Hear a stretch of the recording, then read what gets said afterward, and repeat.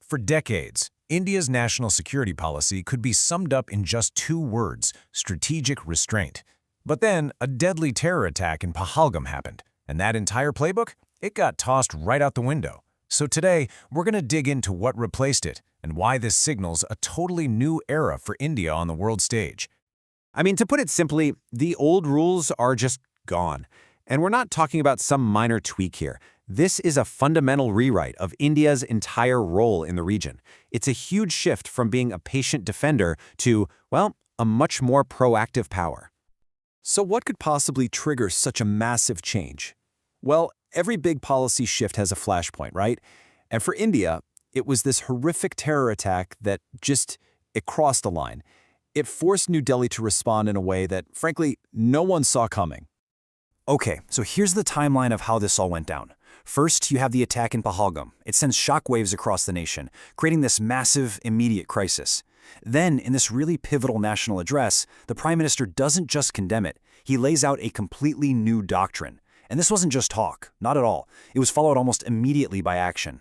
We're talking about Operation Sindoor, a series of incredibly precise strikes that hit 9 major terror hubs deep inside Pakistan. And yeah, that included the headquarters of groups like Lashkar-e-Taiba and Jaish-e-Mohammed. This statement, look, it was way more than just words. It was a public declaration of a brand new reality. The key phrase here, the one you really got to focus on, is "at their roots." See, for years, India's responses were pretty defensive, mostly focused on the border. This new phrase signaled something radically different. The fight was now going to be taken directly to the source, no matter where that source was. Okay, so to really get what's going on with India's new doctrine, you have to understand the very specific problem it's designed to fight, and that is state-sponsored terrorism. Think of it like this. It's when one country basically uses other groups, proxies, to wage a kind of hidden war. And this definition is absolutely crucial, because it lets India officially shift its focus.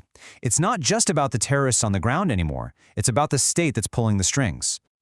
So what are the actual rules of this new playbook? Well, it all boils down to 3 really uncompromising pillars. And believe me, they represent a complete and total break from the past.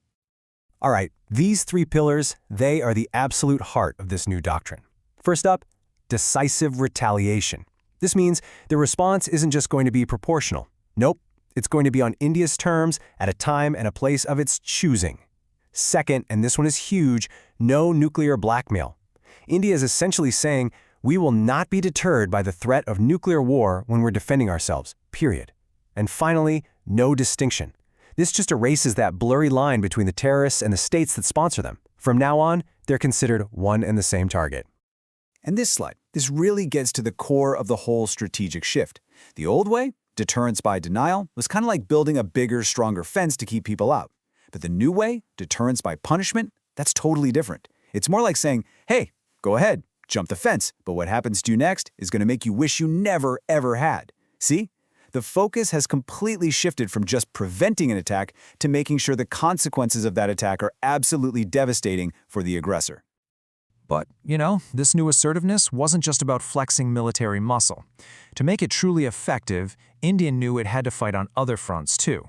So it launched this big, coordinated diplomatic and economic offensive to try and isolate its adversary on the world stage.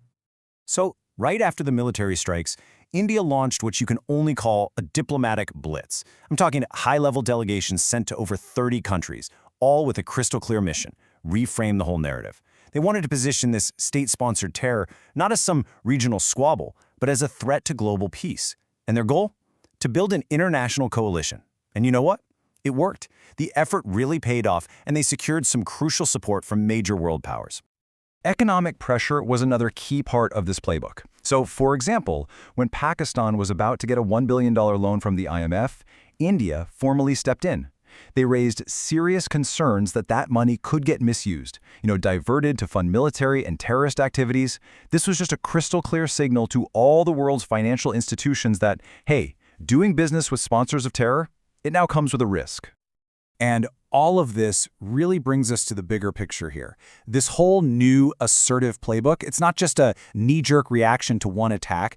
This is the foreign policy of a nation that is gaining economic power at an incredible rate, and a nation that is just no longer willing to put up with the old status quo. And if you're wondering why all this newfound confidence, well, here's a big part of the answer. India recently overtook Japan to become the world's fourth largest economy. I mean, that kind of economic muscle, it gives you the foundation for a much more assertive foreign policy. It's pretty simple, really. A nation with that much economic gravity is eventually going to start rewriting the rules.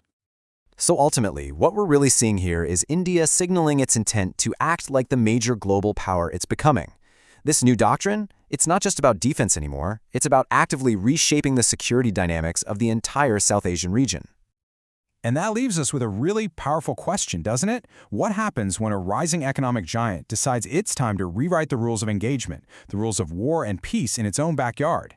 The implications are just huge, and you can be sure the rest of the world is watching very, very closely to see what happens next.